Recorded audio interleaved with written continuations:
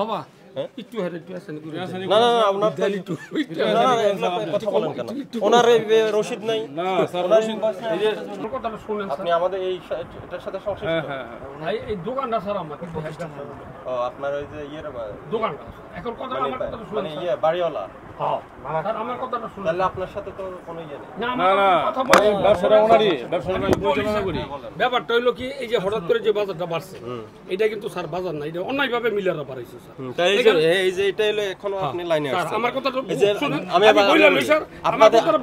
দায়িত্বটা কি এই যে মিলাররা যে দামটা বাড়িয়েছে আপনি বললেন তাহলে মিলাররা আপনাদের কাছে চাল বিক্রি করছে না মিলার কি দামে বিক্রি করছে এই ডকুমেন্ট দিতে হবে না দিয়ে দেব তো উনি তো দেখাতে পারলো না না উনি দেখাইবো স্যার কইলো যে 100 টাকা কিনছে 50 টাকা আর উনি কানছেন উনি তো রশিদ থেকে রশিদের কোনো ইনভয়েস নাই আমি তো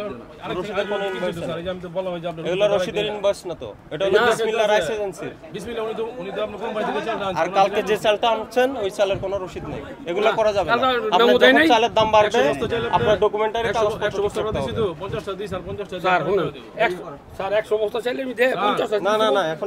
যখন বাকিটা দিব তখন আপনি আপনার যদি না না না না এগুলো হবে না আমার চাল কিনছি উনি কোনো ডকুমেন্টস তো নাই না ডকুমেন্টস নাই ডকুমেন্ট দেখাইতো স্যার এই যে কথা না কত হলো স্যার 400 টাকা দাম দাও যে বাড়ছে স্যার ঠিক আছে 400 টাকা বাড়াইছে এটা কইলো 300 টাকা বাড়াইছে এটা কি মেলে দোকানদারের এইখানে তো আপনি বলে দাও মেমনি আছেন বললে হবে না বাবা একটু হেরে একটু আসেন না না না আপনার একটু কথা বলেন কেন ওনার রশিদ নাই না স্যার রশিদ এই যে না এই যে আপনি যার দেনা স্যার এই শাহিন কথা বলেন স্যার ওটা আদেশ লিখছো ওটা ইয়ে করে দাও ওটা টাঙাই দাও ওটা সাটাই দাও যেহেতু এটা ইয়ে করো না এটা তো বন্ধ করা যায় না ওটা না এটা সাটাই দাও সামনে দিয়ে দিলে না স্যার ওটা এখানে একটা টানা দিও স্যার আমার একটু আসেনি করেন কারণ আমি তো মাল স্যার আপনি কিনছি আপনি ওনার সাথে কথা বলেন স্যার যাতে মালটা কিনছি আপনাকে যেটা চিন্তা করেন আপনি এখন থেকে জরিমানা করছি এখন থেকে আপনি আপনার থেকে ক্রয় রসিদ বিক্রয় রসিদ এগুলো স্পষ্ট ভাবে রাখেন ঠিক আছে ঠিক আছে ঠিক আছে একটু স্যার আসেনি করেন আমার স্যার একটু লেখেন একটু আসেনি করেন আপনার কাছে আপনার স্যার আপনি এটা নিয়ে আর কথা বলেন না একটু আসেনি করেন স্যার আপনি এটা নিয়ে আর কথা বলেন আর আমি জানতে মাল কিনছি ওনার সাথে কথা বলেন স্যার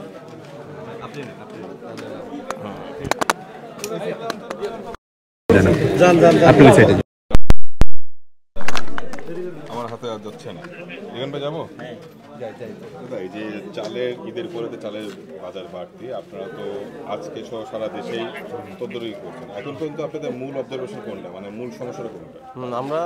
এখন সম্প্রতি পরিলক্ষিত হয়েছে যে ঈদের পরবর্তী সময়ে চালের দাম বৃদ্ধি পেয়েছে হঠাৎ করে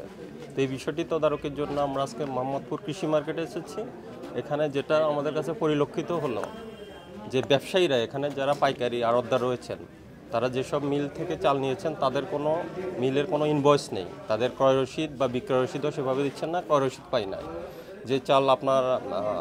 75 থেকে 76 টাকা ছিল এখন তারা 82 টাকা মূল্যে বিক্রি করেছেন কিন্তু ক্রয় মূল্যটা আমাদের দেখাতে পারছেন না এটা গেল একটা বিষয় আর কৃষি মার্কেটে যেসব ব্যবসায়ী রয়েছেন আমরা এখানে প্রবেশের সাথে সাথে বলে দিচ্ছি সবাই আপনার যা যা আড়তে থাকবেন কিন্তু আমরা একটা প্রতিষ্ঠানে তদারকিকালে বাকি সব দোকানদার তাদের আড়ত ছেড়ে পালিয়ে গেছেন কাউকে পাওয়া যাচ্ছে না এতে মনে হচ্ছে যে ওনারা সবাই এটার সাথে জড়িত কারসাজি করে দাম বৃদ্ধি করছেন এই আমাদের অসহযোগিতা করছেন এই প্রেক্ষিতে আমরা একটা প্রতিষ্ঠানকে 5,000 টাকা জরিমানা করলাম আর একটা আমরা সাময়িক বন্ধ ঘোষণা করলাম